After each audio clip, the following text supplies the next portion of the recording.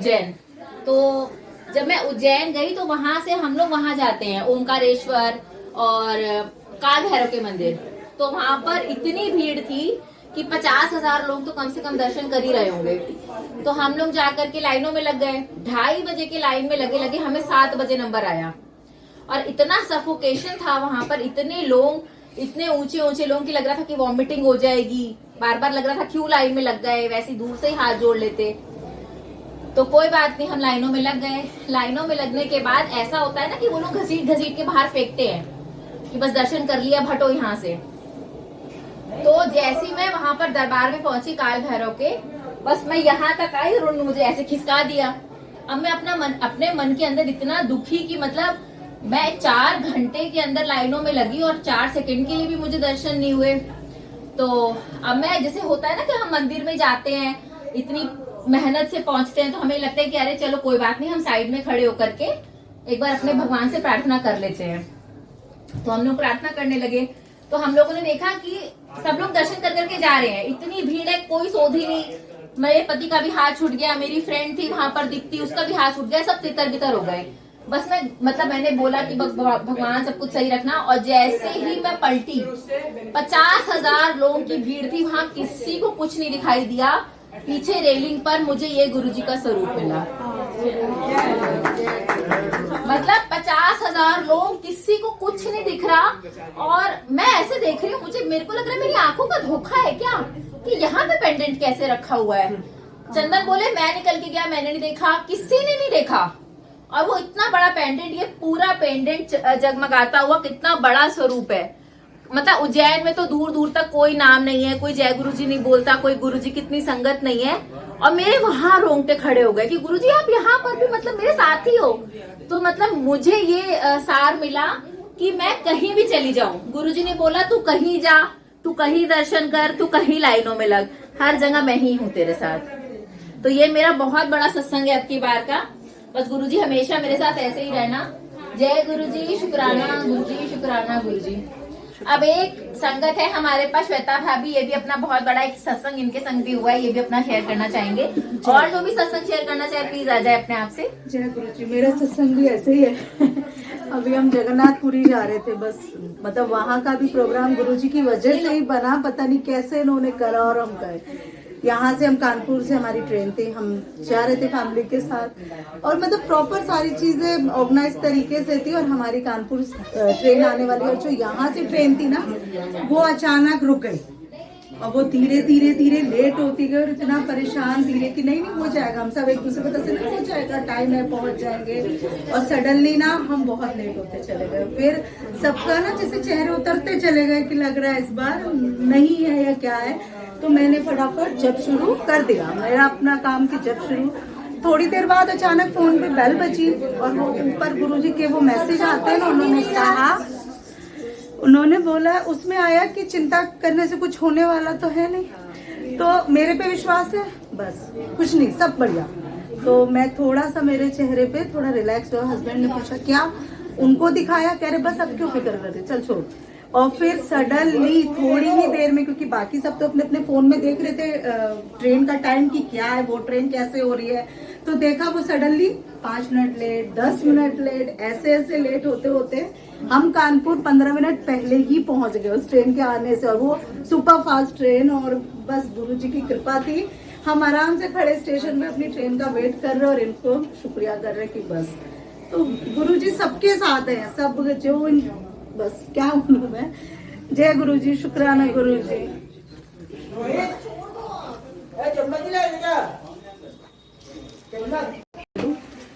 मुझे पहले तो डीएनएस हुआ, डीएनएस डिवेटेड नजल, जो नाक की हड्डी होती टेढ़ी हो गई थी, 1 साइडेड। तो बचपन से ना मुझे कब पता नहीं था, तो अचानक पता चलता मुझे कि यहाँ डिवेटेड हुआ है और उसका ऑपरेशन होगा। तो गुरुजी का शुक्राना कि पता चला सही समय पे।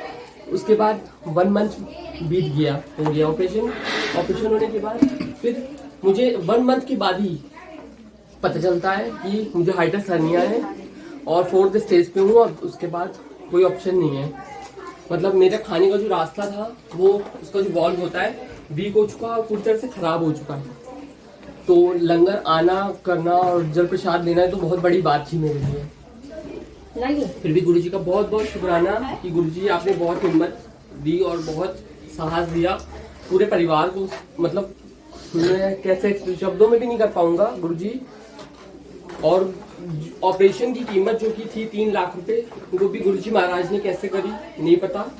हाँ, डॉक्टरों ने भी जब मम्मी पापा से बात कर रहे थे तो मम्मी को हालांकि उन्होंने बोल दिया था डॉक्टर ने कि लेडीज हैं ये सुन नहीं पाएंगी और ना ही क्या कहते हैं समझ पाएंगी इस ऑपरेशन। मतलब ऑपरेशन भी सक्सेस जाएगा, इसका भी कोई वो नहीं है कि ये सक्सेस जाएगा ऑपरेशन। ये ऑपरेशन थिएटर से वापस आ पाएगा बच्चा आपका। पापा को बुलाया, पापा को जो नोट पढ़वाया, पापा के आंसू थम नहीं रहे थे कि क्या होगा कुछ नहीं। गुरुजी पे हमने छोड़ा। जो ऑपरेशन चल रहा था ममता आंटी का कॉल आया दिल्ली से, बड़े मंदिर से जल प्रसाद भी आता है। ज्योति आंटी का कॉल आता है, उन्होंने जल प्रसाद भेजा मेरे लिए और कहा ऑपरेशन से पहले तो पानी वानी सब मना हो चुका था कि पानी भी नहीं लेना है, एक बूंद भी नहीं लेना है। तो जल प्रसाद जब आया तो जल प्रसाद मना था, डॉक्टर्स ने मना किया था, फिर भी गुरुजी महाराज की कृपा और मेहर, हमें विश्वास था, मैंने वो जल पिया। वो जल ये सोच के पिया कि ये मैंने जाना तो है ही, जल लेके और मैं गुरुजी महाराज का आशीर्वाद लेके तब मैं ऑपरेशन थिएटर जाऊंगा। मैंने जल प्रसाद लिया, लेने के बाद 6 या 7 घंटे का ऑपरेशन चला। ऑपरेशन के बाद मम्मी पापा तो बाहर ऐसे वेट कर रहे थे जैसे मेरा बच्चा बस अभी आ जाए बाहर। वापस जब मैं आया तो डॉक्टर्स का कहना था ऑपरेशन सक्सेस गया और ठीक है, हाँ ये नेक्स्ट टाइम भी हो सकता है जो हुआ है, और इसके ऊपर डाइट पे आपको कंट्रोल करना पड़ेगा। तो गुरुजी महाराज का बहुत बहुत शुक्राना। बहुत बहुत मेरी हिम्मत नहीं थी आप सभी के साथ शेयर कर पाऊँ सत्संग, फिर भी हिम्मत दी गुरुजी ने। बहुत बहुत बहुत बहुत अनंतम अनंतम शुक्राना है। जय गुरुजी, जय गुरुजी। तो जैसे मैं कह रही थी कि हर एक व्यक्ति की गुरुजी के साथ अपनी यूनिक जर्नी है और मेरी भी उस लिहाज से काफी यूनिक ही जर्नी रही। और मैं अभी तक बहुत कम जगह इस पे बात की। अभी हाल ही में 1-2 बार ये ओकेजन हुआ कि मैंने अपना अनुभव शेयर किया, नहीं तो मैं तो इसको privately as a cherished memory ऐसे ही गार्ड कर रही थी। But last few months I have talked to a few sangats per chance, including मेरे खुद में ही पड़ोस में बहुत एक्टिव है सर, जहाँ मैं रहती हूँ वहाँ गुरुजी की संगत बहुत ही एक्टिव है। तो वहाँ भी 1-2 बार मुझे बोलने के लिए बोला। तो I feel blessed and honored, though I used to hold it like a private cherished memory, और मैं बहुत कम बात करती थी इस सब के बारे में। अब गुरुजी के साथ मेरा जो जुड़ाव शुरू हुआ वो बहुत ही दुखद समय पर 2001 में मेरी माँ का देहांत हुआ था और मैं उस लॉस को मैं आज तक भी मैं उसको झेल नहीं पाई, उसको एक्सेप्ट नहीं कर पाई। वो आज भी मुझे बहुत तकलीफ देता है। तो उस वक्त तो मेरी ये हालत थी कि मेरा एक ही ऑब्सेशन था, कैसे भी मेरी माँ से कोई मुझे रिकनेक्ट कर दे। एक हिंदू होने के नाते ये तो है ही है कि पुनर्जन्म होता है, एक कहीं ना कहीं तो उनका जन्म हुआ होगा, तो कहाँ होगा मुझे कुछ मालूम हो तो मैं किसी भी तरह से उनसे रिकनेक्ट हो सकूं। तो ये मेरा मानसिक संतुलन उस वक्त था, थोड़ा बिगड़ा हुआ आप कहें, और मैं किसी के साथ शेयर तो नहीं करती थी, ना ही मैं बैठ के किसी के साथ परिवार के साथ भी रो पाई या कुछ भी, बट इट वाज किलिंग मी। तो उन दिनों मेनका गांधी मेरी बहुत अच्छी मित्र हुआ करती थी। तो मेनका ने कहा कि ये तुम्हारी जो इच्छा है ये तो कोई बहुत ही मिरेकल मैन पूरी कर सकता है, तो मैं तुम्हें गुरुजी के पास ले चलती हूँ, वो गजब के मिरेकल्स करते हैं, हो सकता है तुम्हारी समस्या का भी गुरुजी निदान कर ले। तो मैं मेनका गांधी जी के साथ गई। उन दिनों हम बहुत घनिष्ठ मित्र थे। तो वहां जाके गुरुजी से जब मैं मिली तो बस यही एक मेरी अर्जी थी गुरुजी के सामने, और मेनका ने उन्हें बताया भी कि बस चली है, रोती रहती है, उनके लिए स्वीकार नहीं कर पा रही है, 1 साल हो गया है। तो ये शायद 2002 की बात थी, साल हो गया था, बट मैं बिल्कुल एक्सेप्ट नहीं कर पा रही थी। तो वहां बैठे जब संगत में तो बहुत सारे लोगों ने अपनी मिरेकल स्टोरीज बताई। किसी का कैंसर ठीक हो गया, किसी का ये हो गया, कोई मौत के मुंह से निकल आया। तो मुझे बहुत बहुत बहुत बहुत तकलीफ होती थी। मैं वहां बैठ के गुरुजी की एम्पायर स्टेट में पीछे उनके दरबार के उनके जो आसन होता था वहां पे उसके पीछे लाल बड़े बड़े पर्दे टंगे होते थे। तो मैं जब वो मिरेकल सुनती थी, वो कहानियां, तो मैं उन पर्दों के पीछे जाके बैठ के बस रोना शुरू कर देती थी कि अगर आप सब कुछ कर सकते थे तो मेरी माँ जब बीमार थी तो मुझे तब क्यों नहीं बुलाया, उसको क्यों नहीं ठीक किया, उसको क्यों जाने दिया, मुझे क्यों नहीं किसी ने ये रास्ता दिखाया जब माँ जिंदा थी। तो बहुत तकलीफ होती थी मुझे, और मैं सिर्फ जाके वहां रोती थी, और खासकर पर्दे के पीछे बैठ के, because I didn't want to cry in front of everybody else. तो जब मैंने गुरुजी से अपनी इच्छा व्यक्त की तो वैसे गुरुजी बहुत बहुत बहुत स्नेह और प्यार से मुझे मिला करते थे, बहुत प्यार से। और जब भी मैं जाती थी तो अपने पास ही बिल्कुल बिठाते थे, अपनी गद्दी के पास ही बिठाते थे। पर ये जब मैंने उनसे इच्छा अपनी व्यक्त की तो उन्होंने कहा चली भुल जा। मैं कहना ना भुल जा। I said गुरुजी किवें भुल जा, अगर भुलना ਹੁੰਦਾ ਤੇ ਤੁਹਾਡੇ ਕੋਲ ਹੀ ਆਣਾ ਸੀਗਾ। I cannot forget, which is why I have come to you. But I must say this was the one issue on which he did not relent, और वो हमेशा मुझे यही, मैं क्या ना भूल जा, इंज नहीं तंग करीदा,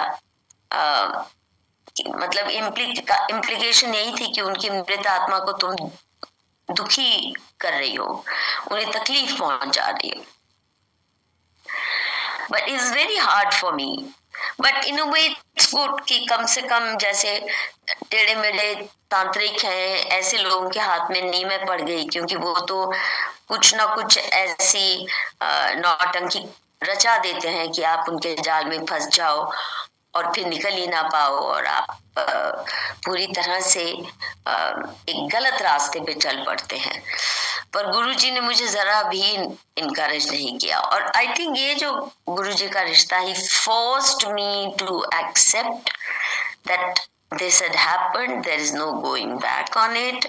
I have to rethink my life and take charge. उन्होंने ढील जरा भी इसमें नहीं दिखाई, ये भी नहीं कि अच्छा तू सोएंगी ना तो तेनू सपना आएगा, your mother might, you know, कोई कुछ भी किस्म की, जिसे कहते हैं ना बैंड एड भी उस जख्म पे गुरुजी ने लगाने की कोशिश नहीं की। और शायद इसलिए मैं जब गुरुजी के दरबार में बैठती थी एम्पायर स्टेट में, तो मुझे ये मिरेकल्स वाली कहानियों से बड़ी तकलीफ होती थी। I used to really feel pained कि जब मेरी माँ को मिरेकल चाहिए था, कोई नहीं सामने आया वो मिरेकल करने, और ये देखो एक के बाद एक कहानियां सुन रही हूँ मैं। और मैंने फिर खुद को ट्रेन किया कि गुरुजी को जादुई डंडा या मिरेकल मैन न समझ के I have to focus on other things that Guruji has to give. And for me, अगर मैं गुरुजी के साथ कनेक्ट हुई तो मुझे लगता है कि एक बुनियादी जो हमारा बॉन्ड बना वो था गुरुजी का unconditional affection, personal affection. I know बहुत से लोग ऐसा महसूस करते हैं कि गुरुजी के साथ उनका जो रिश्ता था, या गुरुजी जिस तरह उनके साथ जुड़ाव रखे, वो अपने आप में यूनिक था। ऐसा ही मुझे भी लगता है कि मेरा भी यूनिक था एक मायने में, but in a way very similar to जैसे मेरा माँ पिता के साथ रिश्ता रहा, that of a spoiled child, of child who got loads of unconditional affection without necessarily deserving it. तो गुरुजी ने भी जो मुझे प्यार दिया, मैं नहीं समझती कि मैं सही में उसकी हकदार थी, क्योंकि मैं ना तो बड़ी ओबीडियंट थी गुरुजी की बातों के बारे में, और मेरे दिमाग में सवाल जवाब चलते ही रहते थे। तो शायद इसी वजह से, हालांकि मैंने गुरुजी को ये नहीं कहा कि मेरे दिमाग में सवाल जवाब चलते रहते हैं जब मैं यहाँ बैठती हूँ कीर्तन में भी, but the moment I would enter, Guruji का फेवरेट 2 तरीके होते थे मुझे वेलकम करने के। It was always one, Kantia वाली आंटी आ गई। Now, कांटिया वाली आंटी seemed very odd, क्योंकि मैं बहुत सिंपल से, ऐसे जैसे है ना चांदी के इयररिंग्स पहनती हूँ, थोड़े से हल्के से dangling, nothing dramatic, never anything flashy. और वो इसलिए भी क्यों सोना या डायमंड्स में पहनती नहीं, क्योंकि मैं खो बहुत देती हूँ। तो चांदी का ये है कि ठीक है 1500-2000 में आ जाता है, खो भी गया तो कोई बात नहीं, मेरे महीने में 2-3 तो खोने ही होते हैं। तो मैं इसलिए बहुत मॉडेस्ट किस्म के, but Guruji would always call मी कांटिया वाली आंटी, नेवर टू दोज जो बहुत सुंदर सुंदर पहन के आती थी गुरुजी के दरबार में। You know all kinds of people come there, including the rich and famous, so they would really have beautiful jewelry। मेरी ऐसे कुछ भी नहीं थी, पर गुरुजी हमेशा आ गई कांटिया वाली आंटी, तो सब लोग मेरी तरफ देखते थे कि क्या खास है इसके कांटे, और कुछ भी नहीं खास दिखता था, जैसे आज भी आप देख रहे हो बिल्कुल सिंपल है।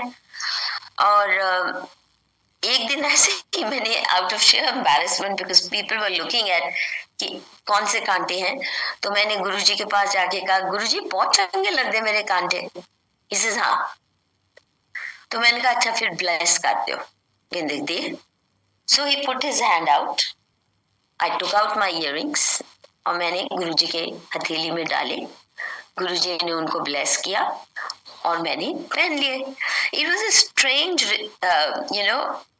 Thing, everybody watched in wonderment. Guruji से लोटा ब्लेस करने तो बहुत लोग लाते थे, गुरुजी से बच्चे ब्लेस करने तो बहुत लोग लाते थे, पर कांटे, और वो भी गुरुजी ने खुद मांगे मुझसे।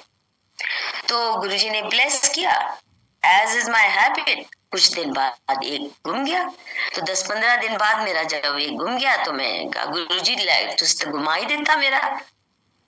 Now instead of saying Guruji I am sorry मेरे से खो गया ये वो, तो मैं आके गुरुजी कमाल की थी, तुझसे मेरा गुमा ही देता। He says कोई नहीं, चलो कर्म कटिया। तो मैंने कहा अच्छा चलो आज वाले जड़े पाए ना, इनको ब्लेस कर दो। कहते दे, मैंने ब्लेस करवा लिए, वो भी उन्होंने किए, मैंने पहन लिए। फिर 2-3 हफ्ते बाद फिर एक हो गया, फिर मैं गुरुजी के पास, गुरुजी वो भी घूम गया, कोई नहीं, चंगा होया, कर्म कटिया। ऐसे फिर एक और ब्लेस करो, देन ही ब्लेस्ड अगेन। ऐसे कई बार हुआ। And one day I even said अच्छा गुरुजी आज ना मेरी ये, मैं उन दिनों में सिल्वर बैंगल्स पहनती थी, कई सारी छोटी छोटी पतली पतली, तो मैंने कहा अच्छा आज मेरी ना बैंगल्स भी ब्लेस कर दो। So I took out all and he blessed them all. And I mean, you will find it odd. I'm sure you think I'm a crackpot. All of them are lost. अब कौन से कर्म गुरुजी ने मेरे काटने थे कि जो जो वो ब्लेस करते गए, आज एक भी उनमें से मेरे पास नहीं है।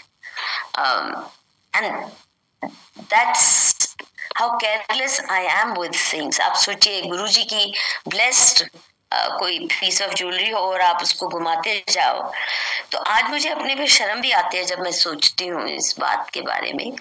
But you no that's how I grew up, very careless. मेरी माँ बल्कि कहा करती थी शुक्र है ईश्वर ने तुम्हारा नाक, कान, हाथ, पांव साथ जोड़ के रखे हैं, नहीं तो एक दिन आओ घर में, ओ माँ मेरा कान रह गया कहीं, मेरा आज तो नाक ही किसी ने चुरा लिया, या you know that's how she, and because my parents also laughed off, जब भी मैं बड़े से बड़ा भी नुकसान कर दूं, खो दी माँ की पश्मीने की शॉल, तो वो ऐसे ही बस हंस के कर देते थे।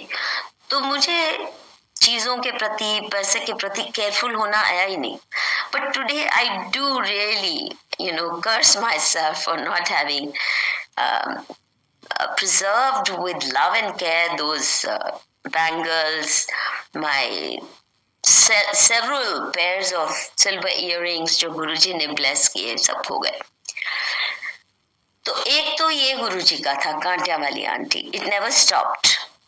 सेकंड, जो मेरे लिए गुरुजी का वेलकम होता था, जैसे मैं एंटर होती थी, to the best of my memory, मुझे नहीं लगता गुरुजी ने ये सेकंड सेंटेंस जो मैं बताने जा रही हूँ किसी और को इस तरह एड्रेस किया होगा। मधु आंटी, इस बट खत्म होया कि नहीं? As I would enter it would be, Madhu aunty if but खत्म होया कि नहीं? And I would say Guruji if but किवें खत्म होएगा, जब तक दिमाग चलेगा तब तक तो इफ बट लगे रहना है। And you would tell me, Madhu aunty surrender करना सीख, इत्थे ब्लेसिंग्स रुलदियां पईयां, और सरेंडर करो ता झोलियां भर के ले जाओ, बाद विच नहीं मिलनियां ब्लेसिंग्स इस तरह। आई honestly I wish I had registered fully that message, blessings रुलदियां पईयां और सरेंडर करना सीखो। तो मैं गुरुजी को फिर बच्चे की तरह, जैसे माँ पिता से बात करती थी लाड में, गुरुजी करना सिखा दो और सरेंडर, तो मैं सरेंडर कर लांगी। जिस दिन हो गया तुहाडी जिम्मेदारी है ना कि मनु ओ दे दियो sentiment, and he would laugh it off. So this is the kind of very informal kind of relationship, बिल्कुल वैसा ही informal या कहते हैं ना spoiled child relationship, जो सहज में कुछ भी बात कर लेनी, और बहुत से लोग बहुत सहम में हुए आते हैं गुरुजी के दरबार में, they come fully ready for surrender. I wasn't, I was really like, जैसे कोई लड़की मायके जाती है ना, तो और भी उसका पैम्परिंग का मूड बन जाता है। I think somewhere I treated him like, especially since I had lost my mother and then later my father, तो जिस किस्म की पैम्परिंग माँ पिता देते थे, मुझे लगता है कि कुछ हद तक नहीं, काफी हद तक गुरुजी ने भी दी मुझे वो पैम्परिंग, और उसी रवैये, उसी एटीट्यूड के साथ मैं जाती थी गुरुजी के पास, not in the strict sense like devotees जैसे जाते हैं, but as you would go to a loving parent.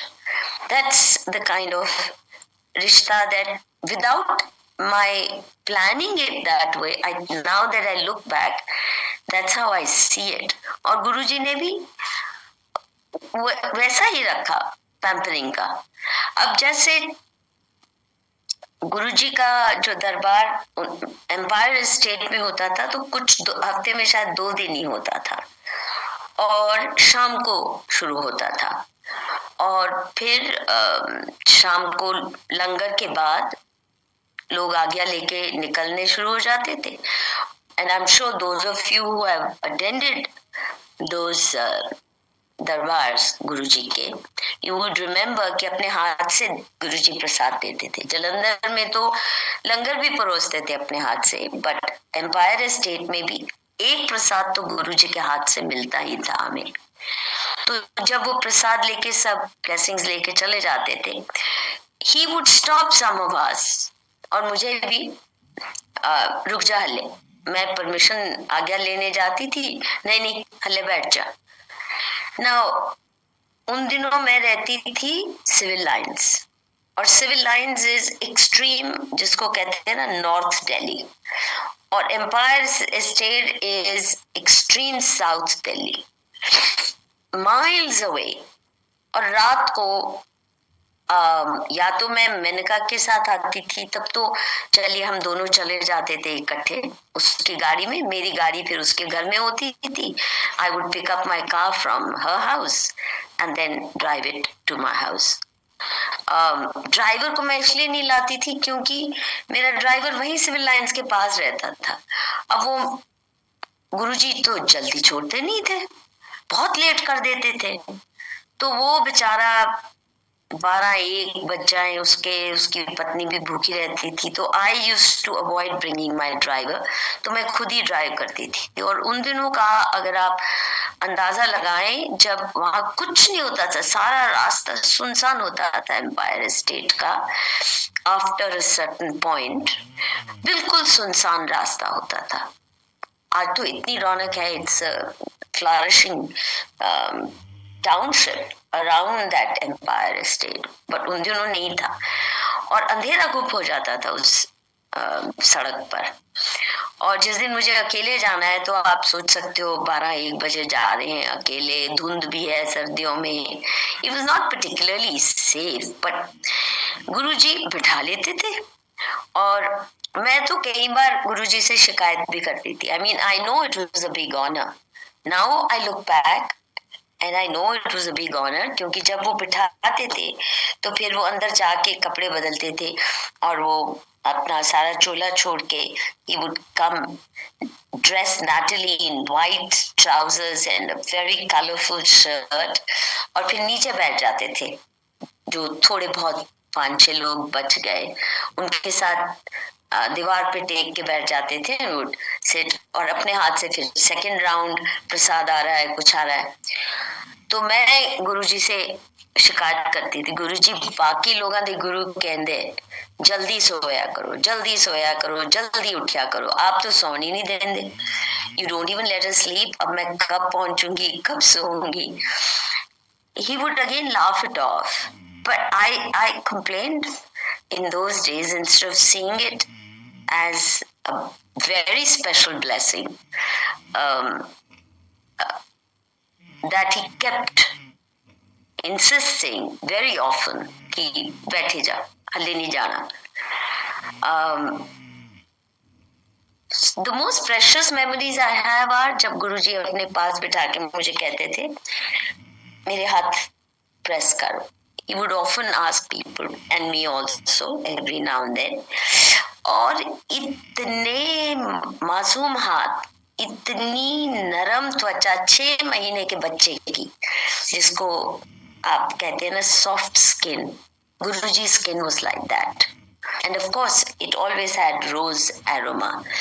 गुरुजी के पास हमेशा खुशबू गुलाब की ही आती थी, और हाथों को तो छुओ तो उसके बाद अगर आप अपने हाथ को देखो, और मुझे एक मायने में बहुत अच्छा भी लगता था, या he would ask me to press his shoulders, पर मुझे कई बार लगता था कि मेरे हाथ तो गुरुजी के हाथ के कंपैरिजन में पूरे झावे के जैसे हार्ड होंगे, तो am I hurting him with, because my skin is certainly not as soft as, I've never seen any adult skin as soft as that of Guruji, and baby pink hands, beautiful baby pink hands.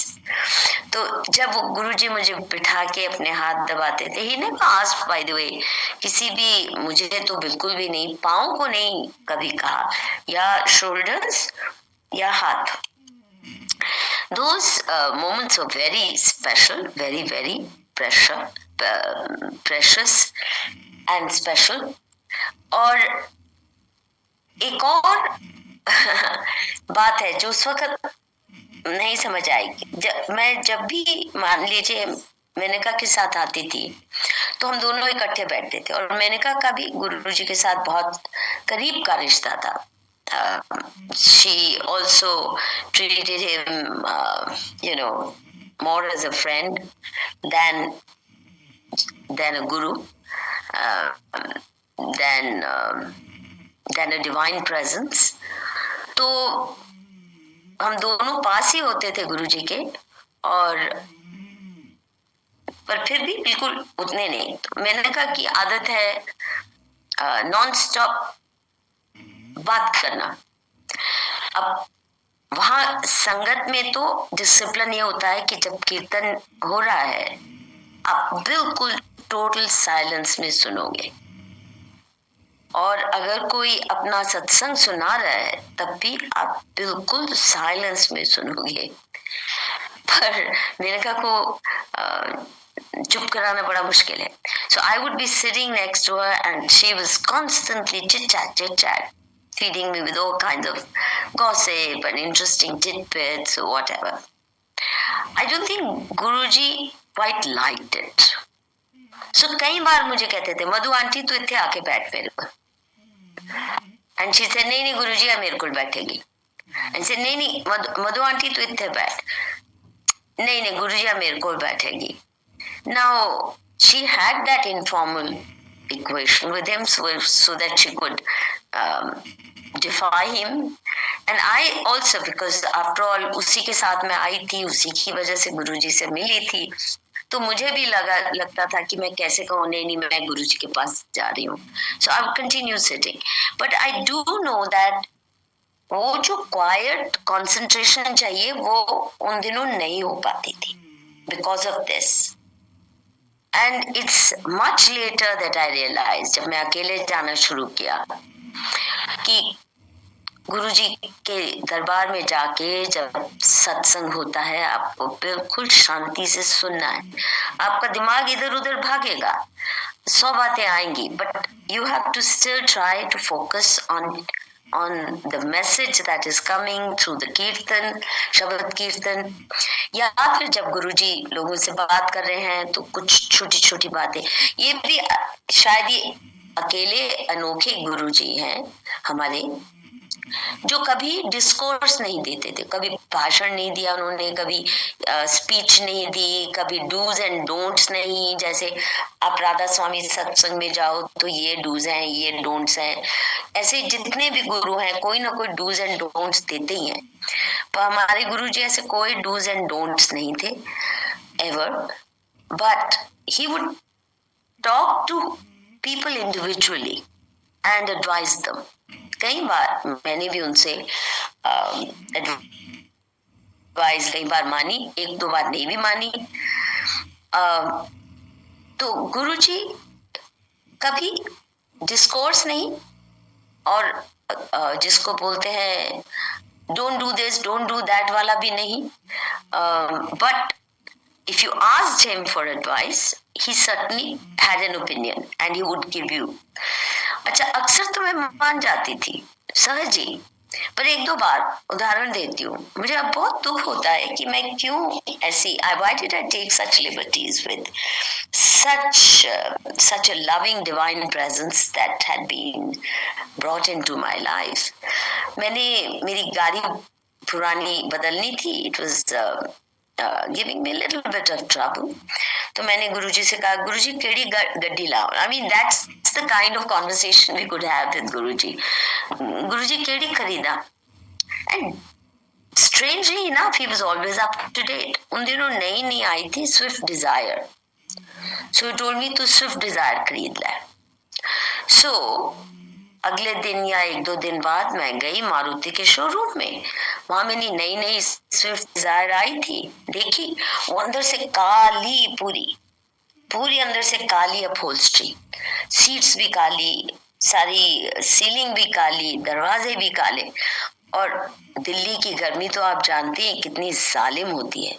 तो मैंने कहा बाप रे, इस काली कलूटी गाड़ी में कौन बैठेगा, तो तब इसकी शक्ल ही मुझे गर्म करके उबाल देगी। तो मैंने एस्टीम सिल्वर कलर की बिल्कुल अंदर से लाइट वाइट सी वो मैंने खरीद ली। तो मैंने गुरुजी को जाके जिस बोला कि गुरुजी खरीद तो ली मैं गड्डी, पर तुसी जो क्या सी मैं मनिया नहीं, क्योंकि वो बड़ी काली कलूटी सी अंदर। तो he says चल कोई गल नहीं, मैंने कहा नू भी ब्लेस कर दियो, he says दे चाबी। So he asked me for the car key, I gave it to him and he blessed it। Now he could well have said, जब बात माननी नहीं तो फिर ब्लेसिंग काहे की? You know, he was really like, हम कहते हैं ना भोले शिव. तो as a manifestation of Shiv Shakti or whatever, जो भी कहें आप, गुरुजी सच में बच्चों जैसे भोले भी थे, सच में बच्चों जैसे भोले थे. Otherwise, he could well have taken offense. Lot of spiritual leaders or gurus do that. They don't like people who are not obedient to them, especially since मैंने तो advice मांगी थी, फिर नहीं सुनी. पर देखिए, हालांकि मैंने नहीं सुनी, गुरुजी ने मेरी गाड़ी की चाबी को ब्लेस किया, पर वो गाड़ी जब तक मेरे पास रही, एक तो कभी कोई एक्सीडेंट नहीं हुआ, कभी खराब नहीं हुई, एक्सेप्ट टायर पंक्चर या ऐसा छोटा मोटा minor repairs. But most important of all, वो जिन दिनों मैं गाड़ी चलाती थी, उन दिनों मैं स्ट्रीट वेंडर्स और रिक्शा पुलर्स के जो साथ अन्याय होता है, लाइसेंस राज, उनका जब्ती कर लेना, उनको हटाना, I was fighting their battles for policy reform, law reform, trying to set up model markets for street vendors. तो क्योंकि इनके ऊपर बहुत एक्सटॉर्शनिस्ट माफिया हावी रहते हैं, उगाही करते हैं, पुलिस भी, म्यूनिसिपल काउंसलर भी, जो भी म्यूनिसिपल स्टाफ है और लोकल गुंडे हैं, फिर एमएलए, एमपी, मतलब सारे के सारे इनका एक बंधा बंधाया सिस्टम होता है एक्सटॉर्शन का, और बहुत सताए जाते हैं ये बेचारे. तो वो सारा मैं लड़ाई लड़ रही थी हमारी संस्था है मानुषी के माध्यम से. वैसे तो मैं प्रोफेसर हूँ, एकेडमिक करियर रहा है मेरा, पर मानुषी नाम की संस्था के माध्यम से ऐसी बहुत लड़ाइयाँ लड़ी, सड़क छाप भी और दूसरे भी. तो सुप्रीम कोर्ट तक, हाई कोर्ट में, सुप्रीम कोर्ट में, ये सारे मैं चैलेंज करने गई उनके कानून वगैरह वगैरह. और कोर्ट में तो हम सब बैटल जीते एट एवरी लेवल. और नई पॉलिसी और नया कानून, वो भी मैंने सरकार के लिए ड्राफ्ट किया, वेंडर्स के लिए एक और रिक्शा पुलर्स के लिए. बड़ी लंबी वो 20-25 साल की गाथा है. But the long and short of it is कि जो सारा ये गुंडा माफिया एलिमेंट होता है, जो उगाहियां करता है, वो तो दुश्मन बन गए. हमने जो मॉडल मार्केट बनाई थी, तो वो तो आए दिन हिंसा हो रही थी, आए दिन अटैक्स हो रहे थे, मर्डरस अटैक्स हो रहे थे. और 3 बार ऐसा हुआ है कि उस गाड़ी ने मुझे मेरी जान पे घातक हमले हुए. And 3 times I survived. One time was जब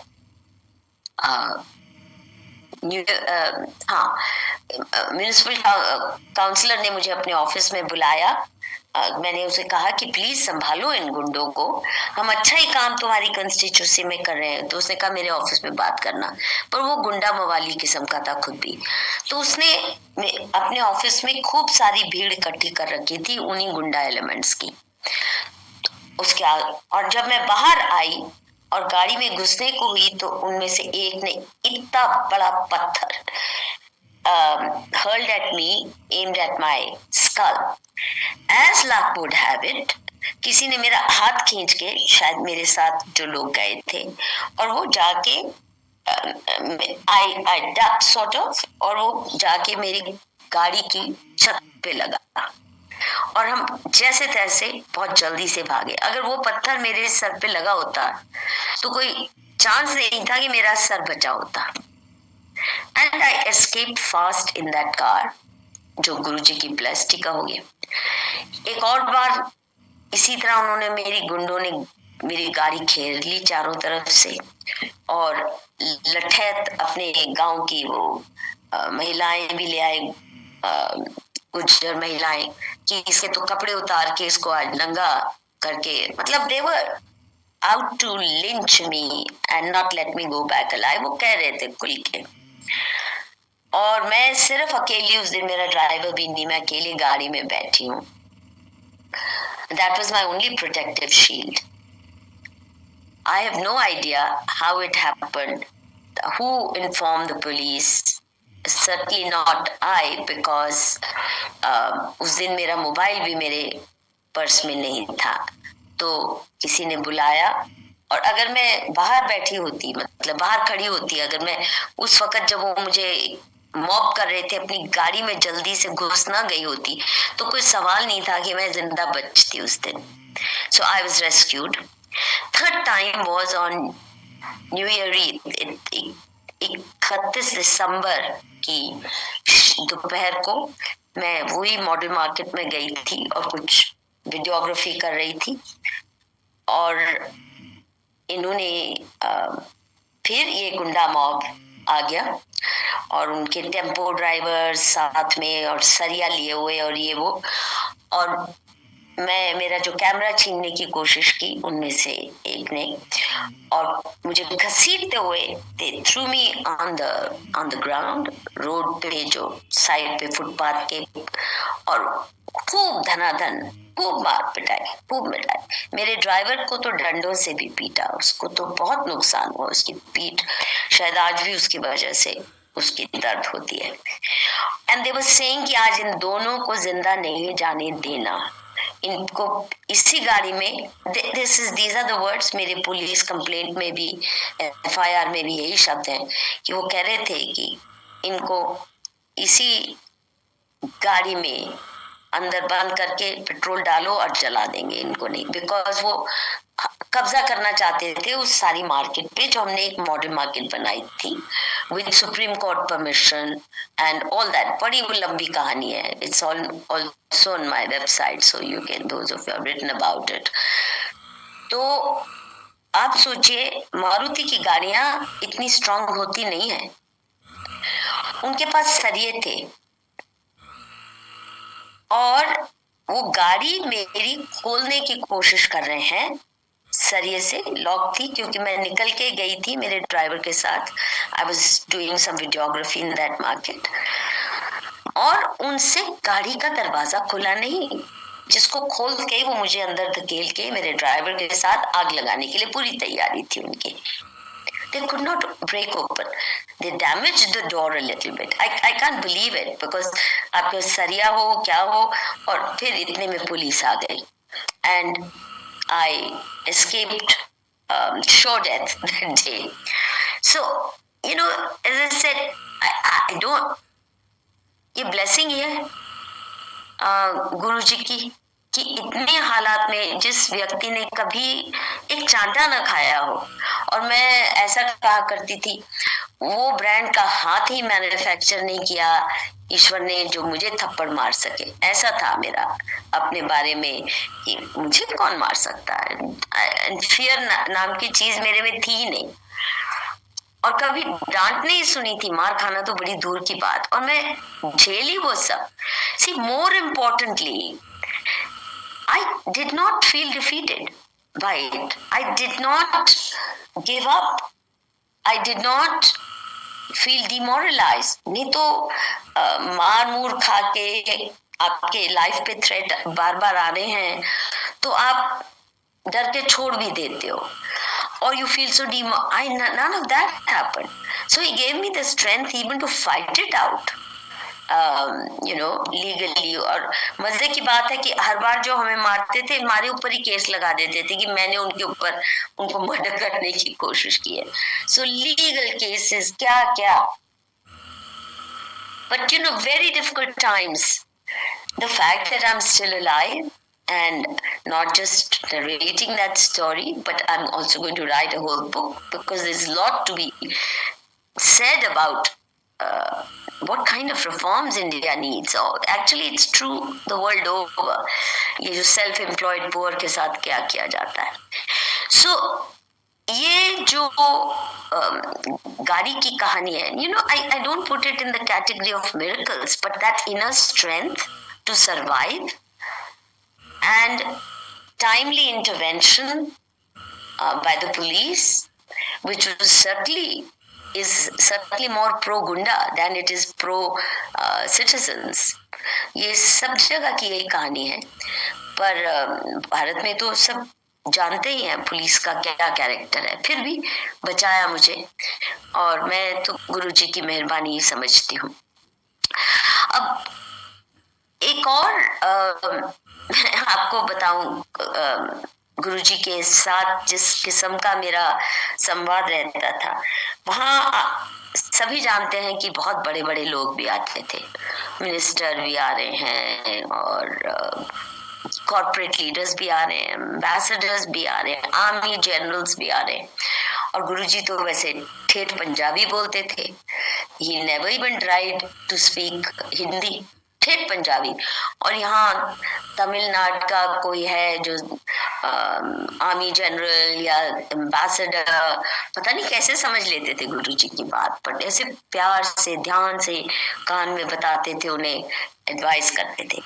but among the people who came there were also a lot of corrupt people, you know, corrupt bureaucrats. और दिल्ली में क्योंकि मैं बहुत पब्लिक लाइफ में एक्टिव रही हूँ, तो मैं जानती थी कौन क्या क्या दुष्कर्म कर रहा है। तो मैं बहुत अपसेट हो जाती थी जब ऐसे लोग आते थे जिनके दुष्कर्म मेरे हिसाब से अक्षम्य है, मतलब अनफॉरगिवेबल है उनकी हरकतें, especially with regard to the poor. और अगर आप ऐसे बैटल्स लड़ रहे हो तो आपको पता है कौन ब्यूरोक्रेट उनको तंग करता है, कौन घूसखोर है, कौन क्या। तो ऐसे जब भी लोग आते थे जिनके सीरियस, जिनके ऊपर चार्जेस थे या क्राइम, तो मैं गुरुजी से या तो बड़ी अपसेट हो जाती थी, कई बार निकल ही जाती थी कि ये क्या, ऐसे कैसे दरबार में लोग आ रहे हैं ब्लेसिंग लेने। But sometimes I would tell Guruji, Guruji इन्नू ब्लेस ना करना, बहुत करप्ट है, बहुत तंग करता है गरीबां नू, प्लीज गुरुजी इसनू ब्लेस ना करना, इन्नू अकल दो थोड़ी सी। Again, Guruji could have scolded me and said, "Who's the Guru, you or me?" Or please mind your. But you know, he never did.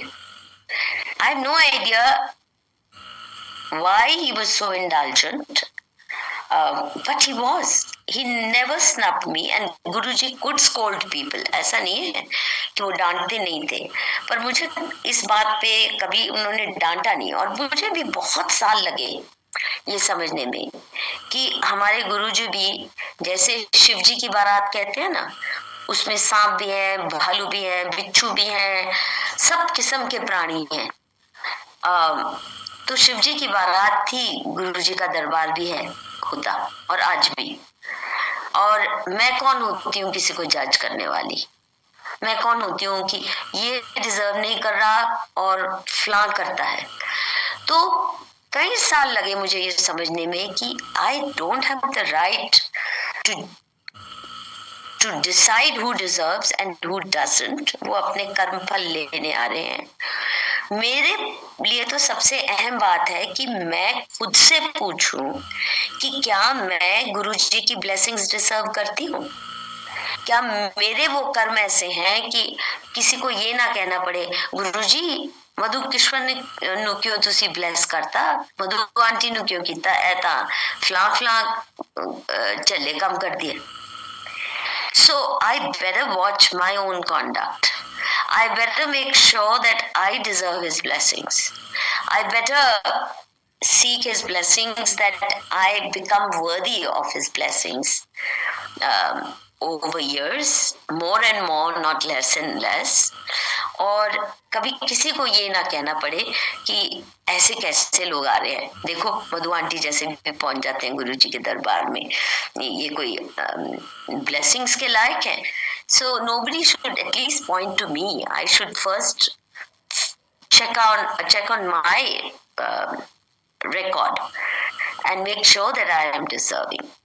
तो ये सब तो कहानियां फिर एकदम क्या बोलते हैं, it all changed when Guruji left his bodily form, his chula, and suddenly he vanished from amidst us.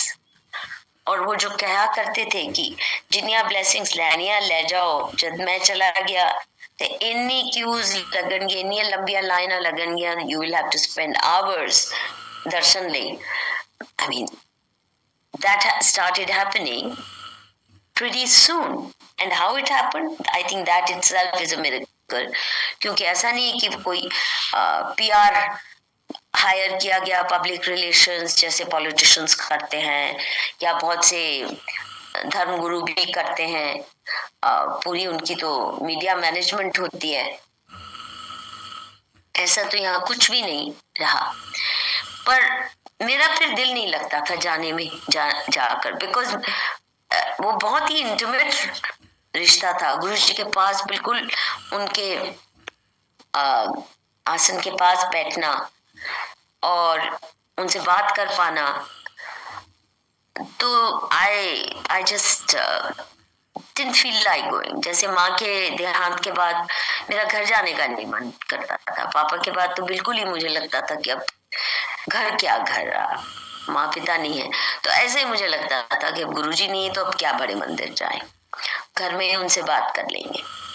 तो मैं कई साल तक नहीं गई गुरुजी के देहांत के बाद। पहले दो चार बार गई, उनके जाने के बाद मन नहीं लगा, फिर मैंने जाना बंद कर दिया। And then all of a sudden, am I taking too much time? Would you like me to wind up fast? Phone आने शुरू हो गए। वहां में एक दो संगत की नोन फिगर्स हैं, उनके फोन आने शुरू। मधु आंटी आती क्यों नहीं हो, आती क्यों नहीं हो? ऐसे मेरा मन नहीं करता। नहीं मधु आंटी आके देखो, इतना ज्यादा संगत बढ़ गई है, अब तो बिल्कुल गुरुजी की महिमा कितनी ग्लोबली फैल गई है, you will be delighted to see. मैं कहा होगा, बट मेरा मन नहीं करता। एक के बाद एक। और तब तक विप्पी अंकल ने पुरानी संगत के जो लोग थे उनके लिए once a month सत्संग शुरू कर दिया था। I had no idea about it, but he had started, ताकि जो पुरानी संगत जो गुरुजी के साथ बहुत इंटिमेट रही है वो आके अलग से भी गुरुजी के दरबार के दर्शन कर सके। But I was not part of it and I had not gone. तो कई बार मुझे इनविटेशन या आंटी फोन कर रही है, एक बार तो आके देखो, एक बार तो आके देखो। अच्छा, ये नहीं कि ना तो मैं कोई चीफ मिनिस्टर हूँ, ना तो मैं कोई गवर्नर थी कि मेरे लिए कोई उदास बैठा है। और दूसरा, not that these people who are calling me, these two aunties, not that they were such close bosom friends कि हम इतने करीब हो गए कि उनको मेरी याद बार बार आ रही होगी। I have no idea why they kept calling. और फिर करीब I would say 1 साल लगा होगा जब एकाएक मुझे ख्याल आया कि वो मुझे पुरानी संगत के लिए जो मंथली होती है उसके लिए बुलाती थी। तो जब एक बार फोन जो आया जो मैं ना नहीं कह सकी, it was because suddenly it struck me that I'm being so stupid and arrogant. It struck me कि अगर मान लो मेरा सगा भाई या मेरी सगी बहन या मासी मुझे इतनी बार घर बुलाए और मैं ना जाऊं, कोई ना कोई बहाना कर दूं, तो 2-3 बार बुलाने के बाद वो कहेंगे रहने दो, कुछ ज्यादा ही बिजी है, कुछ ज्यादा ही इसका दिमाग खराब हो गया, इसको रहने दो। और यहाँ मुझे बार बार बुलाया जा रहा है और मैं मना कर रही हूँ। तो I felt truly ashamed that day and I said yes, I'm coming. So after a gap of several years, in 2016 I decided to go, and token woken का तब तक हो गया था that only invitees are allowed to come, then you have to inform in advance, you can't just walk in, everybody can't, it's not an open satsang. So I was stunned to find that as soon as my car reached, I was received as though I was some special VIP. I didn't expect that treatment क्योंकि गुरुजी जा चुके थे और बाकी जो लोग थे ऐसा नहीं था कि उनके साथ कोई इतनी घनिष्ठता मेरी है कि वो मुझे VIP ट्रीटमेंट दे। तो मुझे ले जाके गेट से बिल्कुल जहां गुरुजी का बड़ा सा स्वरूप है, उनके दरबार में बड़ा सा बिल्कुल वहां बिठा दिया. It's like it used to be like a VVIP enclosure. I didn't know at that time कि ये नया हो गया. तो वहां मुझे बिठा दिया. मैं अकेले बैठी हूँ and I have no idea what took over me. I close my eyes, कीर्तन चल रहा है, and I'm crying and I'm crying and I'm crying and I'm crying silently, but tears just didn't stop rolling down my eyes. I really felt that, as I said, I've come to some safe zone, with all the battles going on in my life. और गुरुजी ने बुलाया मुझे. कहते हैं ना, गुरुजी का बुलावा आए तभी आप जाते. बट ये तो गुरुजी खींच के लाए मुझे. फिर midway somebody put a hand on my shoulder and said, Madhu aunty, आज पोग तुसी लगाना है. हाँ, मैंने लगाना है पोग. Again I'm stunned. More tears. I go out. गुरुजी के भोग की थाली लाती हूँ और रखती हूँ मैं. And I can't figure out what it is that is, what have I done to deserve this affection?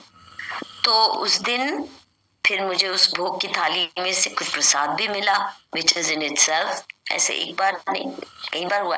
But that was very special, especially for somebody जो इतने साल आ नहीं रहे हैं और suddenly आपको इस तरह से गुरुजी बुला रहे हैं जैसे खींच के. And as luck would have it, soon after that, I discovered that I had a big brain tumor. मेरे पिट्यूटरी ग्लैंड के ऊपर एक मोटा सा ट्यूमर बैठा. As luck would have it, benign था, कैंसरस नहीं था. नहीं तो शायद मैं आज ये कहानी बताने के लिए जिंदा भी नहीं होती.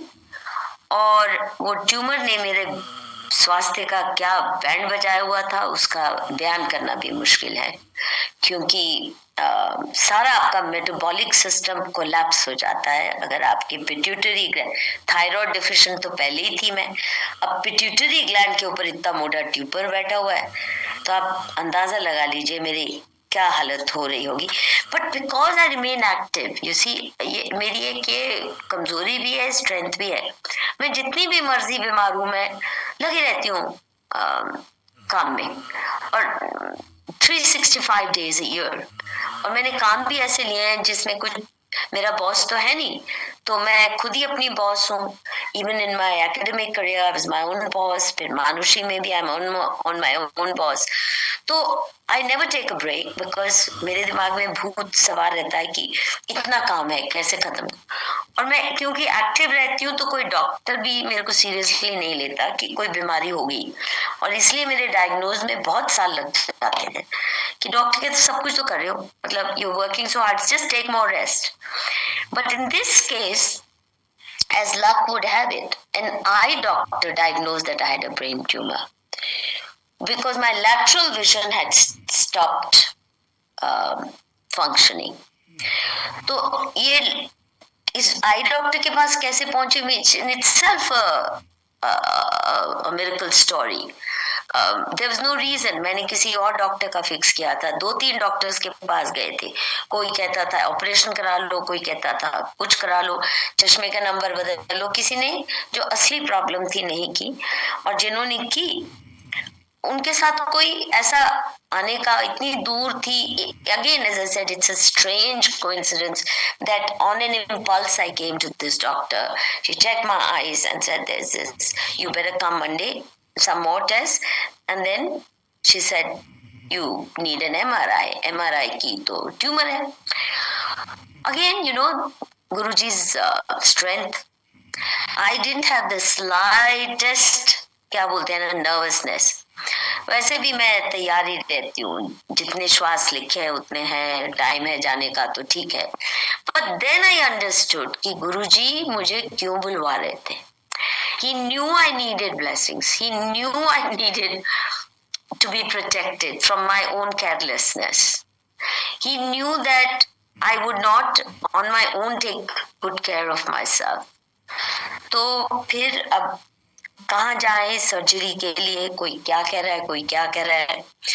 हमारे बहुत अच्छे मित्र हैं डॉक्टर हर्षवर्धन, जो उन दिनों हेल्थ मिनिस्टर भी थे, तो उन्होंने कहा कि ऑल इंडिया में करवा देता हूँ तुम्हारा अच्छा सा, I will make sure that you get good treatment, but you know all India में जाके एक बार देखो ना वहाँ की हालत, even if you are VIP, तो somehow I didn't, and I went to Tata Bombay for diagnosis and किससे कराना है.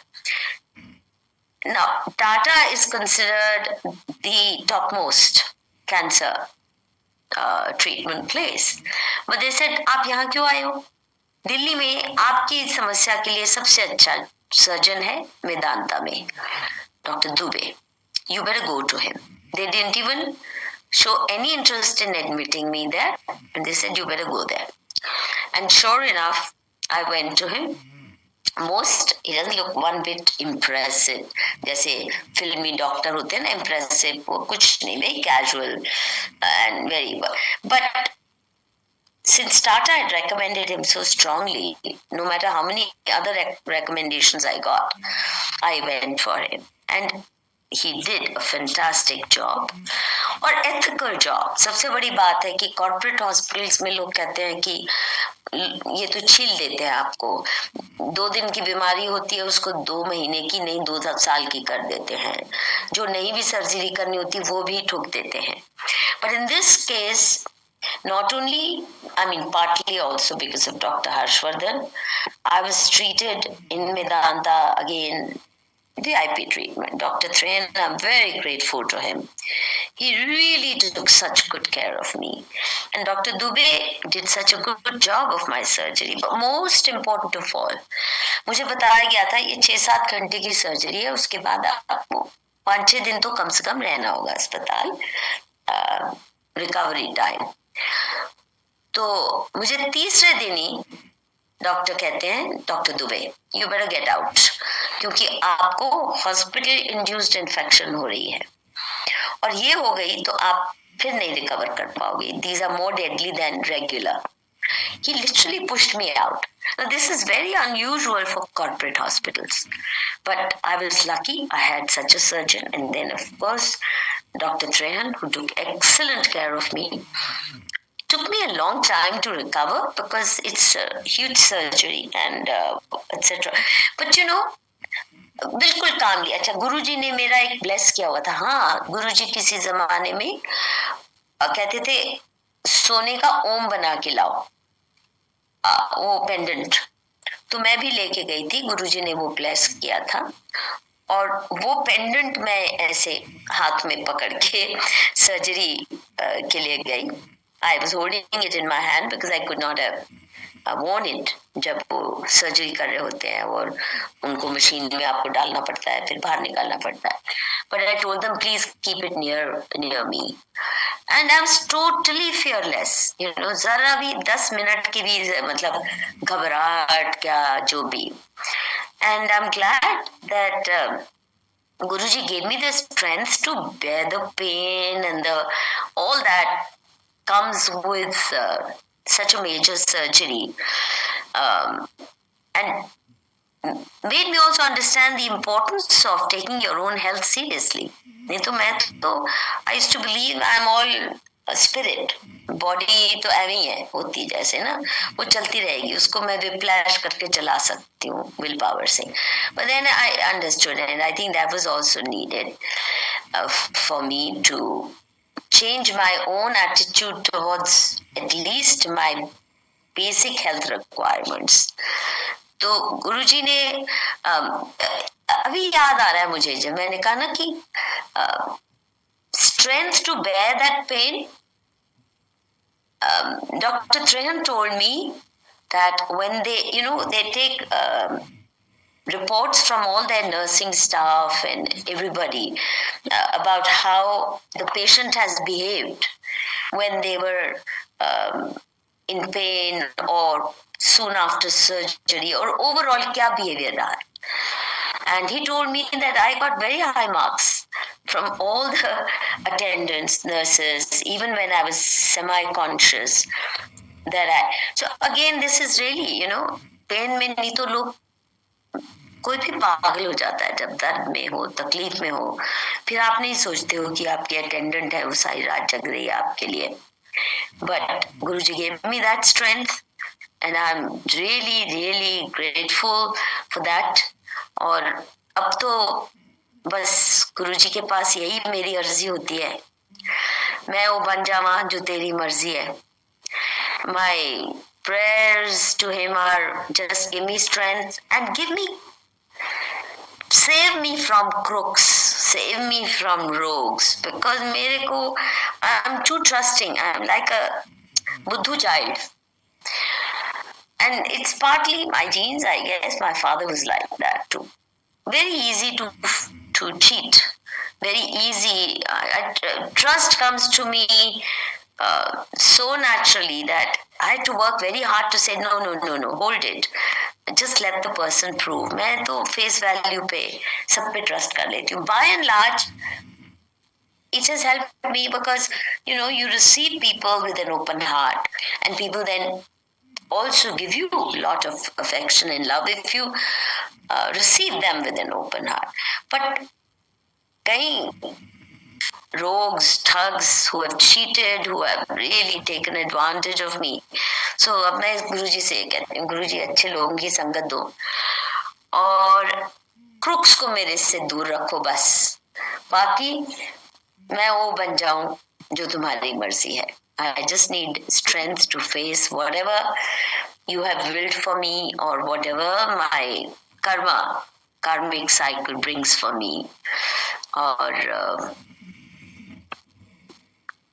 आपके ब्लेसिंग्स डिजर्व करती रहूं।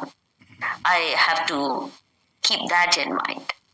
सो मिरेकल्स उस तरह के नहीं है। गुरुजी डिड नॉट सडनली कि मेरे MRI में एक दिन आया ट्यूमर, फिर गुरुजी ने कहा कि ये करो वो करो, मैंने लोटे में पानी पिया और 1 महीने बाद ट्यूमर नहीं था। ऐसा तो कुछ नहीं होता। Guruji makes me work very hard. और मेरे कुछ दोस्त हैं जो who describe me, my life as triumph of donkeyism, लगे रहो। तो वो स्टैमिना देते रहो गुरुजी। बट एक बात मैं कहूंगी जरूर, मेरे साथ इस तरह के मिरेकल्स नहीं हुए हो, बट जो मेरे साथ गए, जिसको भी मैं लेके गई, and if that person connected to Guruji spontaneously like a child, then miracles happened। Amazing things happened with people who went with me।